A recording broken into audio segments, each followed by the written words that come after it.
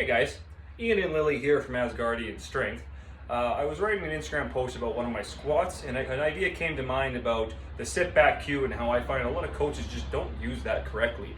Generally, you're going to use that cue to sit back because the whole goal is that we're trying to get more depth and people are too far forward or they're rounding, so we try and sit them back more so they're more balanced in the squat.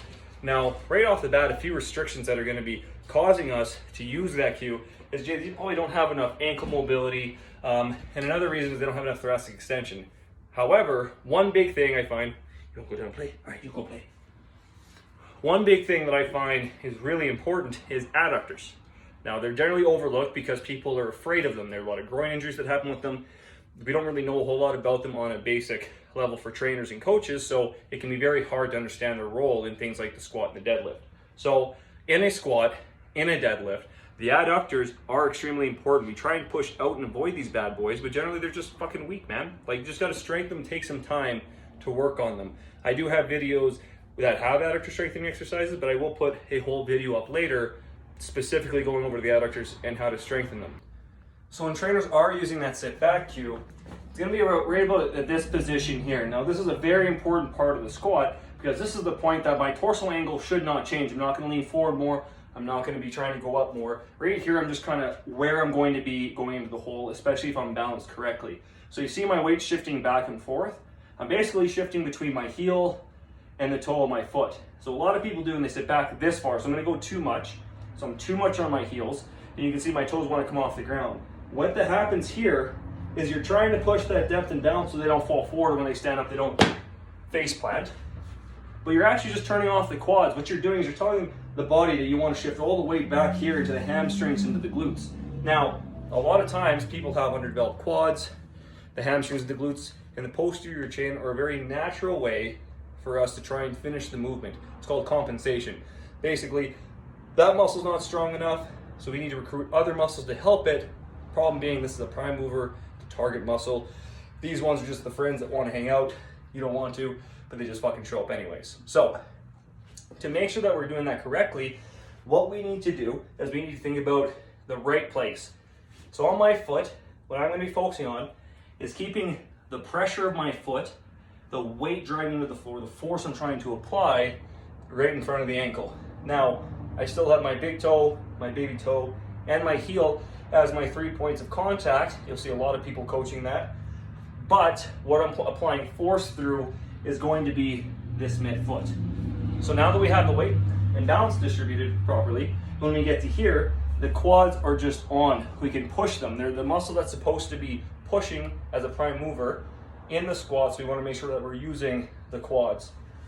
So that takes care of that, but then now we're left with another issue, which is just generally going to be adductor strength. So if you don't have strong adductors, they're not going to be able to move the way they should. If you don't have good internal, external rotation, internal, external, you're also not going to be able to descend to that squat too. So prerequisites, work on internal mobility, external strength, make sure that you're working on adductor, just not the strength of it, but making sure that you take it through a range of motion so it's a very dynamic muscle in terms of strength.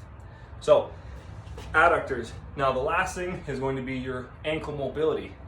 If I physically can't push my knees forward, I'm not going to be able to descend more. So there's this balance of pushing the knees forward over your toes, but making sure you sit down on our heels still. So like I said, the weight distribution is still the same. We're trying to make sure that the force driving into the floor is in front of that ankle.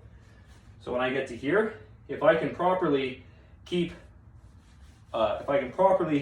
move my adductors, my ankles can move forward as well too, and I'm able to keep my balance, I should be able to drop below parallel without any rounding in my lumbar spine or middle. Now, some people do need to turn their toes out more, but the thing I caution against this is that is just a compensation for the fact that our ankles are not moving properly. There's kind of two ways you can think about it. Yes, we need to go forward and back, but you need to be able to stabilize your ankles like this as well too. And doing those two motions is extremely hard. So making sure you're working on ankle strength and making sure that your ankles are dynamic in how they can move is very important as well too. So when it comes to squats, sit back cue is very popular, and yes, it does work for some people, but that's if their issue is something that cue is going to fix. If your issue is something like adductor flexibility, adductor strength, sitting back is not going to do anything. All sitting back is going to do is it's going to cause you to round your low back. Your adductors don't have the flexibility, and they definitely don't have the strength to squat deep, and you forcing them to do that, what's going to happen is they're going to stay where they are, and the compensation to get the flexibility, we talked about compensation, muscles helping to get that. In this case, it's not going to be stable, it's going to be for mobility. So what you're going to see here is the adductors won't move, so my low back's going to move so I can get down to the hole. So if you're finding that you're doing this right before you hit the hole, probably going to be your adductor strength. If you find that you just can't push your knees forward and you feel like there's a blockage around your ankle, probably have to work on something with your ankle. And then lastly, if you find that you're just not balanced, you probably need to be doing not a back squat, probably not even a front squat, but something like a goblet squat or a TRX squat, and you need to be making sure that you're finding where you need to be balanced, where you can feel the front of that ankle work. You can feel your ankles pushing forward in a way that's very controlled. And then lastly, you can feel your adductors moving and working throughout the movement, not just a pain that's either on the inside of your knee or that's on the inside of your groin. All right, guys, so that's one of my thoughts on the sit back cue. I'll give you more of these in the future, and have a great day, guys.